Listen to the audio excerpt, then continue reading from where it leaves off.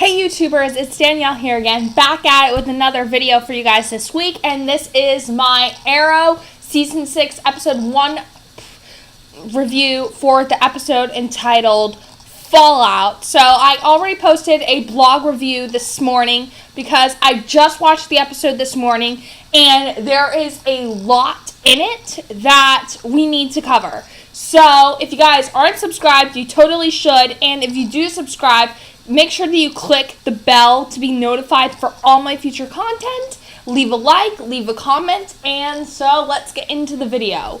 So the episode actually opens up with Oliver and the rest of Team Arrow fighting off like a group of criminals, thugs, whatever you want to call them at this point, because we don't really know too much about them. All we know is that they were a bunch of thugs, and we notice a lot of different upgrades that have taken place, like Dinah Drake's new Black Canary suit, Renee Ramirez's new Wild Dog costume, and the Wild Dog costume actually looks a lot like Vigilante's costume, so something's going to tell me that Vigilante is going to be a foil this season for Renee.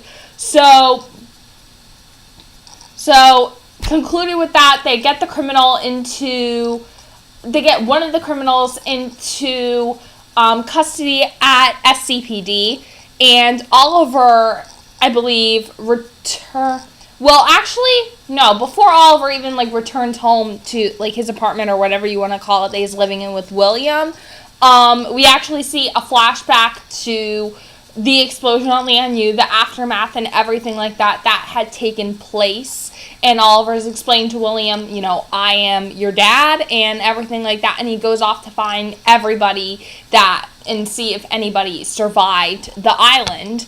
And obviously in the flashback, Thea and Samantha were both running off into the woods because Samantha was like, I have to find William! And Thea was like, Samantha! So obviously we already know what happened with those two, but we're going to get into that later. So Oliver returns home to see William. Obviously, Raisa the maid is helping him with William, obviously.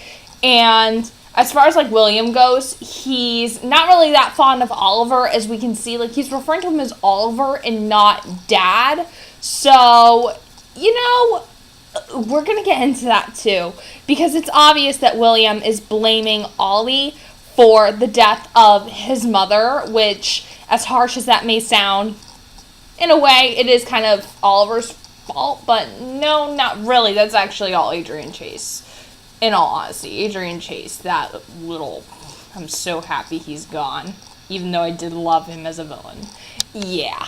But the thing is that next it cuts to Dinah Drake interrogating the criminal that Team Arrow caught in the SCPD, and we find out that she got a promotion to being the lieutenant, which is awesome that she got a promotion that quickly from going to being a beat cop to being lieutenant. And then she goes off to meet with Team Arrow. Or, no, as a matter of fact, she actually goes off to meet with Quentin, because we see Quentin at the bar feeling very tempted to drink his life away, and we learn that it's because he shot Black Siren in order to save Dinah Drake from evil Laurel, killing Dinah. And so he feels a ton of guilt from that, because he feels as though he killed his daughter, and he's just sitting there at the bar drinking his life away, and he's like, I could just call my sponsor, but I can't, because obviously I'm going to have to explain the whole multiverse concept to my sponsor. So I can understand why he's in the predicament that he's in. And you can't help but feel bad for the guy. You can't help but feel sympathy for Quentin, because he is in a very tough spot. And so after that, after we see Dinah and Quentin at the bar, we then see that criminal that Dinah had put into that Team Arrow had put into custody, blowing up the SCPD with the help of none other than Black Siren. And Black Siren comes in like a total savage and just starts blowing up all of SCPD, which is crazy. She is coming in like a bad bitch this season, and I am so excited to see where they're going to take evil Laurel this season, because I love Katie Cassidy in the role of Earth to Laurel. She kills it every time, and I'm really looking forward to seeing what they're going to do with her. So after that, I believe it cuts to, well, I just watched all of this morning, so I haven't really like processed everything like I did with The Flash, but I actually have my full blog post up on it. Let me just look and see at that for some references. Going on my laptop right now, looking at the article that I wrote for it on my blog. Yeah. Okay, so I already wrote all this down. Yeah. And so next it cuts to all of Team Arrow fighting Black Siren and her new crew. And we see Dinah Drake getting into like a fight with Earth to Laurel, which is great. I love seeing those two go at it with the canary cries and everything like that. But then we see something really like wrong with John. We see something really, really wrong with Dig. And with Dig, you can just see that he's going through a lot of like PTSD type stuff that is really affecting him emotionally, and they say that this is one of those things that he feels he cannot come back from. So I'm curious to see where they're going to take it with, because Dig is probably like feeling a little bit of responsibility, because in that scene, Renee gets like very, very badly injured and is sent to the hospital after falling on the hood of a car.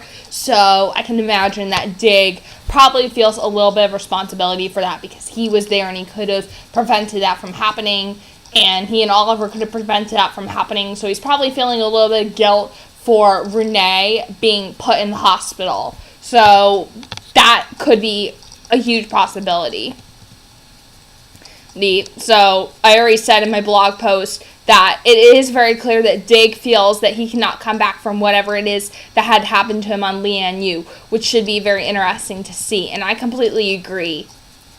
And then, so actually Laurel tries to make everybody believe that she's going to shoot up and attack the police academy graduation that Oliver's going to be presenting the graduation at.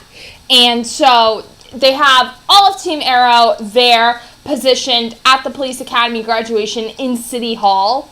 And Dig is on comms because obviously he doesn't feel comfortable going out into the field at all. But then Laurel comes in, tables have turned, and she attacks the bunker. She attacks the whole entire Team Arrow hideout. She essentially ambushes them, and we find out that she stole one of Curtis's T-Spears, a prototype T-Spear. So I'm very curious to see who she stole that for. But I think that one of the highlights, one of my favorite parts, was actually when Laurel calls Dinah Drake a bitch when Dinah and Curtis like come into the lair, and Dinah goes, "It takes one to know one, sweetheart." And that was like one of my favorite like lines between the two of them, where Laurel calls her a bitch and Dinah says, "It takes one bitch to know one, sweetheart." That was like my favorite part. And then afterwards, Laurel leaves the bunker, and we see her interacting with Quentin, who is feeling tempted to shoot her because he's torn between that being his daughter but not really his Laurel. So he's like, I can do it again. And Laurel's like, really? You couldn't do it before and you think that you can do it now? Because she actually says something to him along the lines of, no, she tells him he wanted to kill her back on Lian Yu, and now he wants to see her as his daughter. And then she, actually whispers to him in his ear, if the roles were reversed, I would have done the exact same thing. I would have killed you. And that is literally, like, messing with Quentin's head. I can tell that Earth 2 Laurel's going to do a ton of messing with Team Arrow's heads and everything like that. Like, that is just harsh, what she did to Quentin and everyone else with her mind games. So, yeah, that's definitely very interesting to, see. And also in that other scene in the bunker, after they're like cleaning everything up, we see Dig like touching his chest, and I'm wondering what is there that is causing him to, feel like post-traumatic. I wonder exactly what happened to him with his injury that made him, sort of flash back to that. And so I'm actually really curious to see that. And I think that another favorite part of mine was actually when Oliver goes to visit Renee in the hospital, and he tells Renee, I give you a second chance at hearing to try and get your daughter Zoe back.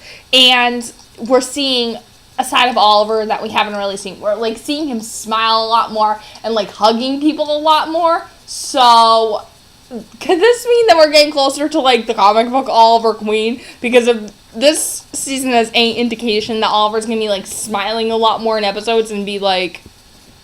So I'm actually really like looking forward to that. I thought that was like really sweet that he managed to get Renee, a second chance to see if he can get his child back. And then Oliver goes into another room in the hospital, and we learn that Thea is not dead from the Leanne Ewing explosion. She's actually in a coma. Apparently, Willa Holland wants to do less episodes this season, so they put her character in a coma. And when I saw the flashback to Leanne Yu, I at first thought that Thea was dead. I really thought she was dead. I really thought that they killed her off and that Willa Holland wasn't coming back to the show anymore. But then I saw that they put her in a coma, and I am like, whoa, okay, that makes sense. So that can be like a really good platform and bring Roy Harper back, because Roy is coming back this season really, really soon. So that could be a really good platform and bring,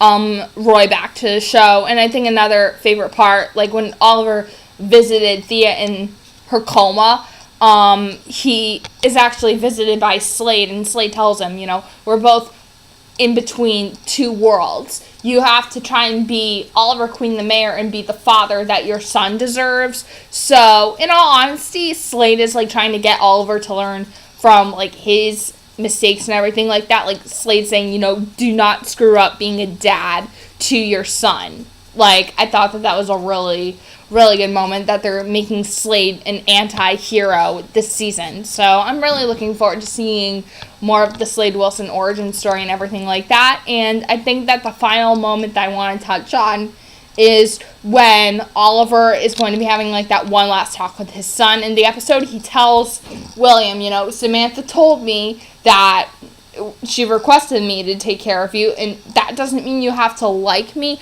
but at least allow me to try, and at least allow me to try and be a dad to you. At least let me try. I'm willing to try more. And William's like, okay, I'll give you a chance. But then, oh my goodness, oh my God, oh my Lord. Somebody outs Oliver as the mayor. No, somebody outs Oliver as the Green Arrow on the news. Oh my God. I'm only assuming that is Michael Emerson's character's doing. Because in all honesty, I am very curious to see how Oliver is going to handle this one. Oh my God. Because I don't think Roy's coming back to take the fall as the Green Arrow this time and get himself stabbed in prison again and sent off somewhere else. I don't think that's going to happen, Roy. So,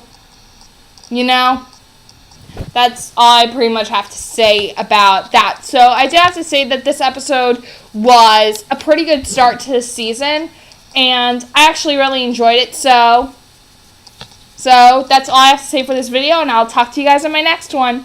Bye, guys!